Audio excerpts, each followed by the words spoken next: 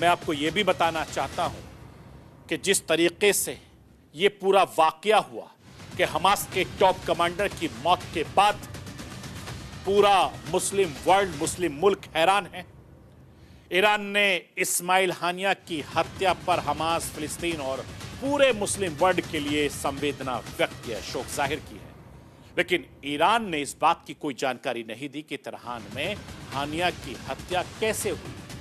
हानिया की हत्या के बाद ईरान में प्रदर्शन शुरू हो गए। वहीं हमास ने कहा कि इजराइल ने टारगेटेड मिसाइल हमले के जरिए हानिया की हत्या की और हमास इस हत्या का भयानक बदला लेगा। उधर ईरान के सुप्रीम लीडर खमेनेई ने भी इजराइल को चेतावनी दी है। ईरान के सुप्रीम लीडर ने इजराइल को धमकाते हुए क्या कुछ कहा है, मैं राष्ट्र की आवाज के जरिए आपको वो भी बताना चाहता हूं।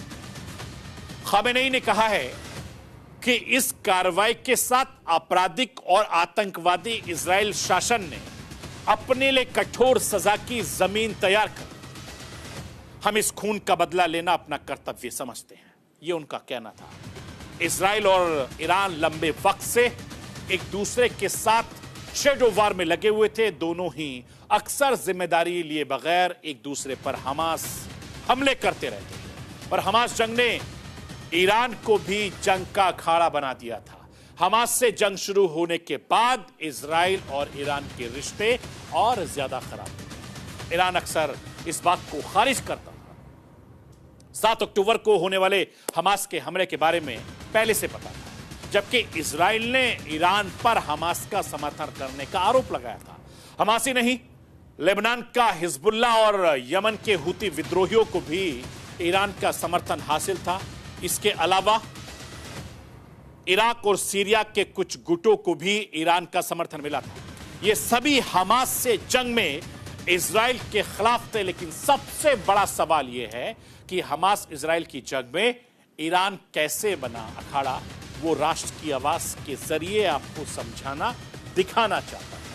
हमास से जंग शुरू होने के 10 दिन बाद ईरानी सुप्रीम लीडर आयतुल्लाह अली ने धमकी दी थी कि अगर इजराइल की बमबारी जारी रहती है तो मुस्लिम और रेजिडेंट्स फोर्स बेकाबू हो जाएगी, फिर उन्हें कोई नहीं रोक पाएगा। खमेनेई ने गाजा पर तुरंत बमबारी रोकने की चेतावनी दी थी। पिछले 18 दिसंबर को ईरान पर एक साइबर अटैक हुआ था। इस साइबर अटैक की वजह से ईरान के 70% फ्यूल स्टेशन का कामकाज बंद हो गया था। ईरान ने इसके लिए भी इजराइल को जिम्मेदार ठहराया था और 25 दिसंबर को ईरानी मीडिया ने यह दावा किया कि सीरिया की राजधानी दमिश्क के बाहरी इलाके में इजरायली ने बमबारी की है, जिसमें IRGC के टॉप कमांडर रजी मोसावी की मौत हो गई। इसके बाद 15 जनवरी को ईरान के उत्तरी इराक के इरबिल में इजरायली जासूसी एजेंसी मोसाद की पोस्ट पर बैलिस्टिक मिसाइल दागी गई थी और इस हमले में 4 लोगों की मौत हो गई, 6 लोग घायल हो गए। हालांकि दोनों के बीच तनाव में कहीं और ज्यादा बढ़ गया था। लेकिन 1 अप्रैल के दमिश्क में ईरानी कॉन्सुलेट पर इजराइल ने हमला किया था और इस हमले में IRGC के ब्रिगेडियर मोहम्मद रजा जहदी का मारा गया था। 13 अप्रैल को ईरान ने इजराइल पर 300 से ज्यादा ड्रोन और मिसाइलों से हमला किया था। इजराइल ने यह दावा किया था कि उसने ईरान की 99% मिसाइलों और ड्रोनों को मार गिराया है, जबकि ईरान का कहना था कि उसका मकसद पूरा हो गया और अब और हमला करने की जरूरत नहीं है। मैं आपको यह भी बताना चाहता हूं कि इसी साल यानी 2024 के अप्रैल में जब इजराइल ने सीरिया की राजधानी दमिश्क में ईरान के कंसुलेट पर हमला किया था तो उसके बाद तनाव और ज्यादा बढ़ गया।